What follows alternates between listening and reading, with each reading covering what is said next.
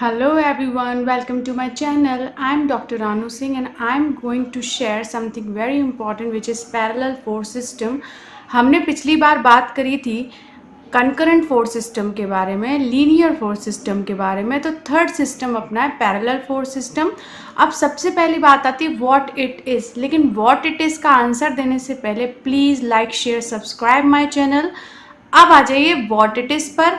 तो it is a system of forces in which two forces acting on a same plane and a same way with equal in magnitude and in same direction. तो ये कह रहा है कि जब दो फोर्सेस सेम प्लेन में, सेम वे में, इक्वल मैग्नीट्यूड के और सेम डायरेक्शन में एक्ट करते हैं तो उसे लाइक पैरेलल फोर्स सिस्टम कहते हैं। देखिए पैरेलल फोर्स सिस्टम में समांतरता की बात हो रही है कि दो फोर्स जो हैं वो समांतर तरीके से अगर काम कर रहे हैं, चाहे वो डायरेक्शन में हो चाहे वो बिना डायरेक्शन के हो। देखिए दो तरीके से बात होगी, एक तो लाइक और एक अनलाइक।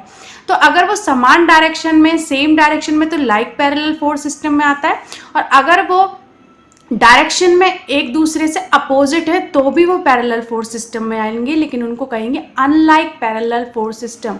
लाइक दिस, देखिए ये जो है, ये वाले जो अपने फोर्स हैं वो सेम डायरेक्शन में काम कर रहे हैं, सेम वे, और एक दूसरे के पैरेलल हैं, तो ये लाइक पैरेलल फोर्स सिस्टम में आते हैं। और ये जो सिस्टम है ये अनलाइक पैरेलल फोर्स सिस्टम में आते हैं, जिसमें ये सेम वे में काम कर रहे हैं, सेम एक्ट कर रहे हैं, एक दूसरे के पैरेलल है, पर इनकी डायरेक्शन अलग अलग है।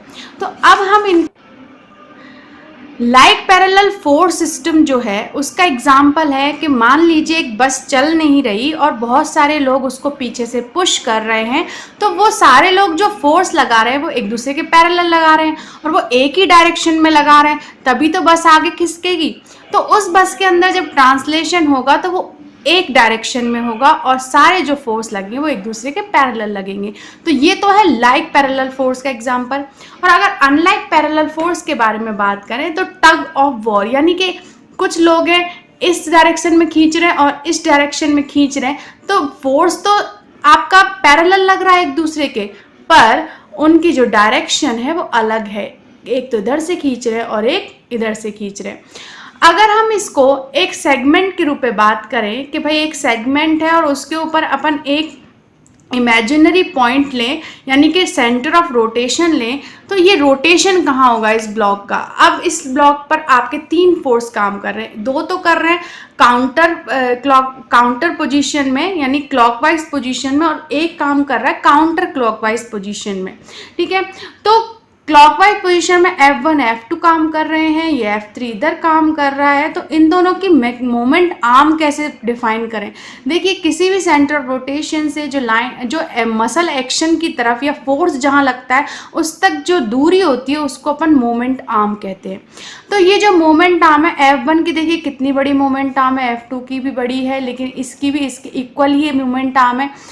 तो जो मोमेंट आर्म है वो क्या डिफाइन करती है, जितनी अच्छी किसी भी फोर्स की मोमेंट आर्म जनरेट होती है उतना ही अच्छा वो टॉर्क प्रोड्यूस करती है, और उसका जो मसल पुल का जो एक्शन होता है वो भी बहुत अच्छा होता है।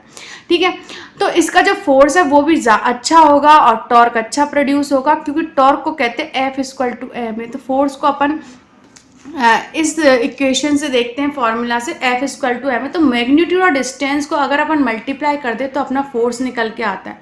ठीक है, तो torque is generated by parallel forces are determined by multiplication. अगर सम कर दें इन फोर्सेस का, अब देखिए पैरेलल फोर्स सिस्टम को अपन कैलकुलेट कैसे करेंगे और किस साइड आपका जो सेगमेंट का रोटेशन होगा वो कैसे आपका डिफाइन होगा। ये F1 F2 मान लीजिए 88 न्यूटन है ना, ये भी 88 न्यूटन है, लेकिन इसकी मोमेंट आर्म ज़्यादा है, इसकी भी थोड़ी सी कम है और इसकी भी मोमेंट आर्म है।